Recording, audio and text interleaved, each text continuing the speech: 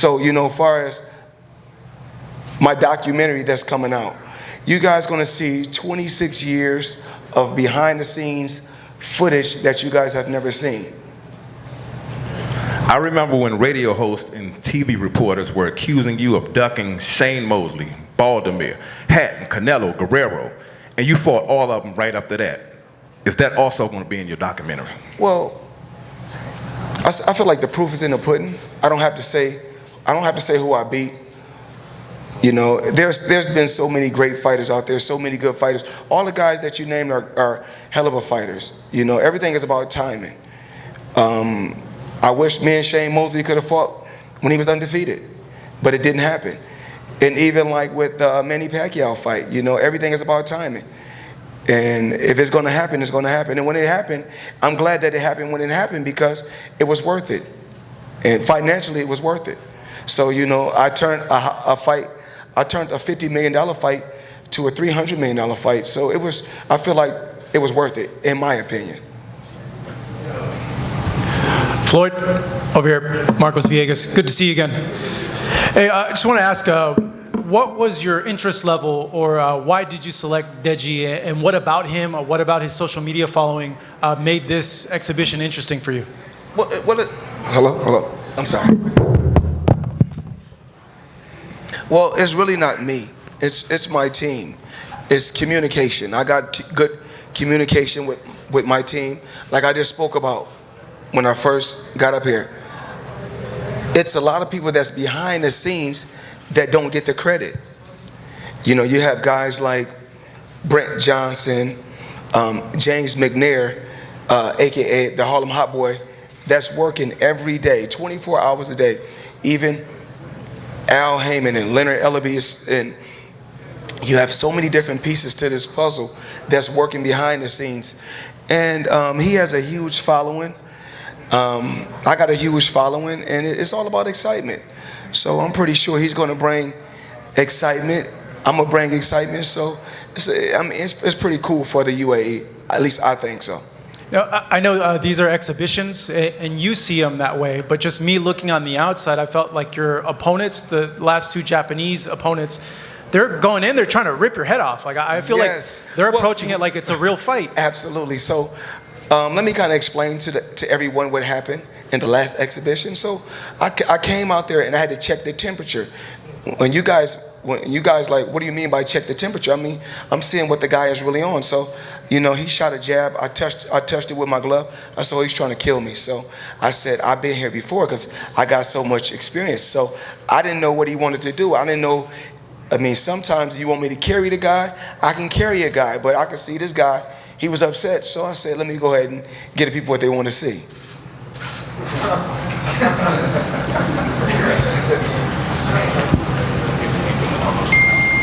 How you doing, Floyd? Tony Morrow from the Combat Lounge, New Stitch Media, first time. What similarities are there in putting together exhibition events and professional boxing events, and what are the differences that what you would say that each one can learn from? Well, it's totally different. When I'm going out there for a regular professional fight, I can demand whatever I want to demand, whereas the negotiation for an exhibition is a little bit different. We can pick up 30, we can pick up 20, 30 million. We can pick up a few million, but when I'm fighting a regular fight, most likely it's always a high number. You guys may see $50 million or $100 million check. So there's a difference, but it's not really about the money. I'm enjoying myself. I'm able to stay in shape. And whereas with a professional fight, like when you're training for all the top guys, you have to work extremely hard, and you have to work out extremely a lot. Meaning, you have to do between 5 and 8 mile runs. You have to work out in the swimming pool. You have to chop wood. You have to do a lot of sparring. You have to do. I mean, it takes a lot of bag work. Hand specialists, masseurs. It takes a lot for a fight that's at a crazy high magnitude, with a super fight.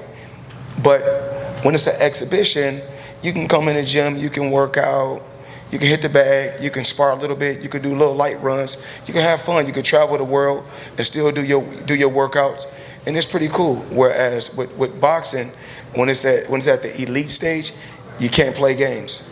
Whereas with this, you can have it's a little bit more fun and more.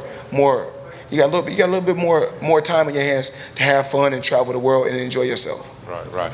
And then one more question: of all the fights that's happening this weekend, which one are you most excited about? Which one do you see what do you see the outcome of that fight? Well, Clarissa Shields. I'd like to see Clarissa. She's from Michigan, like myself. She's a native of Michigan, like myself. Two-time gold medalist. We like to call her the female TBE in the sport of boxing, and this is gonna give her a chance to redeem her first loss. She only has one loss throughout her whole career, so I'm excited for her. All right, Deji, I have a question. Ramlin Ralph, Floyd, I'm not going to ask you any questions, man, because I see you all the time. I know what you do, man. So I'm going to ask Deji a question because I was actually really impressed. Congratulations on your social media platforms. It takes a lot. Us as entertainers, we actually have teams that do that stuff for us, and for you guys to get those numbers, I mean, 11 million YouTube subscribers, 3 million Instagram, that's a lot of work. But some of these fans in the U.S. and some of the hardcore boxing fans are still trying to figure out what you're about. From your first fight to your last fight, there's such improvement there. It's almost like a whole nother person, right? Your team went on one of the podcasts a couple days ago and said that you were basically going to destroy Floyd. Okay. Now, I'm just saying that because I mean it's good promotion, but in reality, you guys really have improved so much that you really believe and confident that you're going to go in there and give him a run for his money. At the end of the day, I'm just, like Floyd said, I'm here to have fun. I'm going to showcase some skills, and we'll see what happens, really. We'll see what happens November 13th. Legacy, yeah. Well, a lot of times, and what Deji just said is correct, and I like his confidence. I like that after his first fight that he didn't give up. He continued to work hard to get better, to improve. But a lot of times we have guys on the side always saying this and saying that and speaking. Let him talk. Please let him talk. Because Floyd Mayweather has been in 50 fights. And I done fought all around the world and fought the biggest and the best and the strongest fighters that you can possibly fight.